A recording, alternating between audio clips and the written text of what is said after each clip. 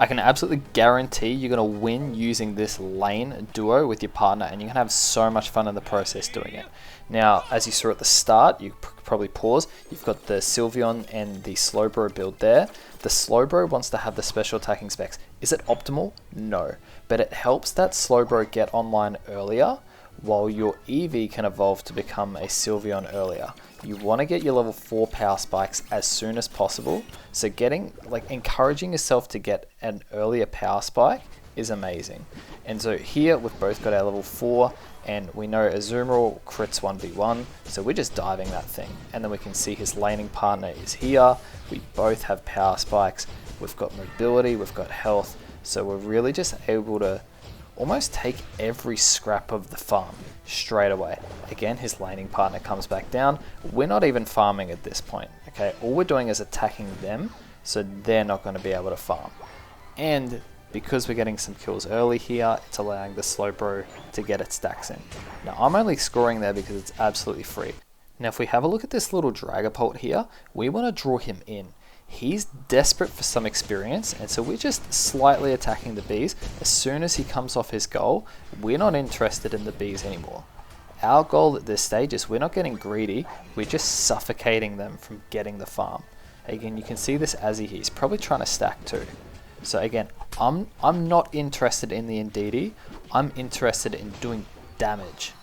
Because it's the trade-off for that Azumarill is you want that farm, you can get it, but you're going to die for it. That's the trade-off. So they can have a bit of farm, but then you're getting experience from killing them. Now, I'm always a big advocate for if you get a lead, keep it, because this catch-up experience that me and my laning partner are going to hand over if we die is huge. Now, I'm only playing this aggressive because I know the Slowbro's there. Okay, we're on voice chat together, and I was telling him, hey, I'm going to dive in, I'm going to need you to come and support me. So I had the sustain, I had the potion, I had the draining kiss and the levels on them, and again, it's all just for as soon as I see them, I attack them. We're so powerful early. If it's just a 2v2, they must have jungle support if they want to do anything in their lane. And if they don't get the jungle support, then you should be winning the lane pretty much every single time. Now, admittedly, we're not versing the strongest lane, but as you can see against the not strongest lane, we have absolutely destroyed it.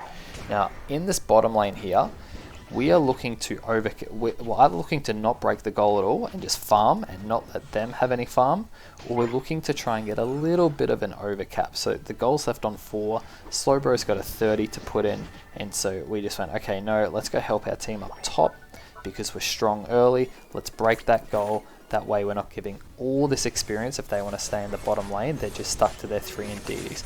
And so we come up here, we both have Unite, and we're really keen to get into some action here. Now, I'm only diving this deep because I know I've got the Slowbro supporting me, I've got the mobility, and I've got all the healing from the Sylveon Unite. Because when you Unite, you're going to heal 50% of the damage that you deal. Plus, you've got all that extended mobility, you've got the Draining Kiss and the Potion, and the Focus Band, and the Buddy Barrier.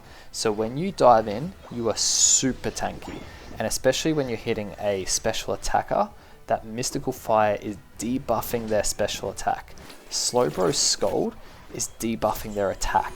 So when you're going in together, yes, you're both quite tanky, but you're also reducing the level of damage that they're putting onto you. And that's a really, really big deal. And I think they're probably the only two Pokemon that can do that in a combination. Now, I'm looking to get some scores in here to recharge that Unite move, but you guys should have some alarm bells ringing. I'm definitely playing way too risky here. Okay, if I die, I'm giving them a lot of catch-up experience. Now, this Glaceon, he knows I'm getting weak, and he knows he can kill me. He's an attacker, so 1v1ing him, I'm not doing too well. Now, they're going to push this Lecky, but it's totally fine. I've got my Unite back. I'm still really strong, and so we've got the mobility. We can chase after, get a little bit of revenge killing there, and they can try and push that Regieleki, but they're probably not going to get that much value out of it, okay, because we're able to clean up. Now again, this Dragapult, could I kill it? Yes. Is it worth it? No. Because I'm levels above them, and if I overcommit and they get 2 or 3 people who dive on me, they get a lot of experience back. So we're just looking, it's this second and third quarter of this game, we're just looking to farm. We're just looking to take some experience, and if they make the mistake of overcommitting, we can get a kill and we can capitalize. So we're just playing this dance of, let's get a bit of farm and let's see if someone's going to make a mistake. Now everyone makes mistakes, okay? I almost make a mistake here, but Sylveon's super forgiving. That focus band kicks in, I've got the mobility to get out, and you can see that Glaceon, again, I'm backing away from that. So I do like to come back to this analogy of Pokemon Unite sort of like a basketball game where the Slowbro and I, our laning partner, we have invested early. We've done super well in our first quarter, and so really it's just a case of let's not stuff it up. Let's put ourselves in the best possible position to close the game out. And so what we're doing there is we're just farming, we're playing it safe, we're not letting them get the catch-up experience because we've got that nice early lead. Now, we're not too phased about this Regieleki. We could have gotten value out of it, but they're getting zero value out of securing that Regi because it has to walk onto our second tier.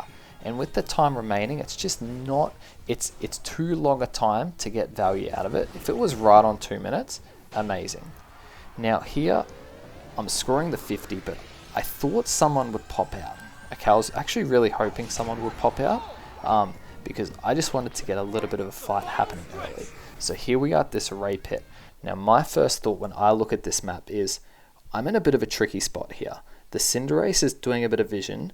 The Mew is in a very good spot. The Garchomp's a little far back.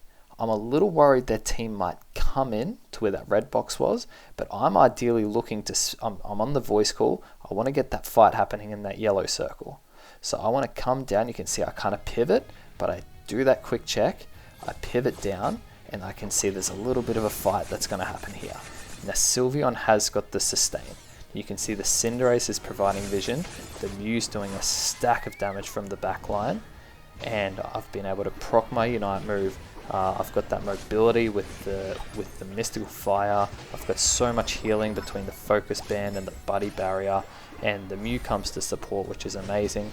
We managed to get a little bit of a team wipe, and from there we've got the Rayquaza fairly secured. Okay, I'd say the biggest weakness with this laning duo is you don't really have the control of the rip on the objectives. It's purely up to your team with that. But what you've got that's amazing is you've got awesome team fight. And so you can see we both get a heap of kills, we both get a heap of assists, and looking at our damage numbers here, I was able to almost pull off 100k and tanking the most and healing the most, which is super awesome. So hopefully you can find some utility out of this video, and you and your friend can lane with these two and dominate early and carry on to win the game.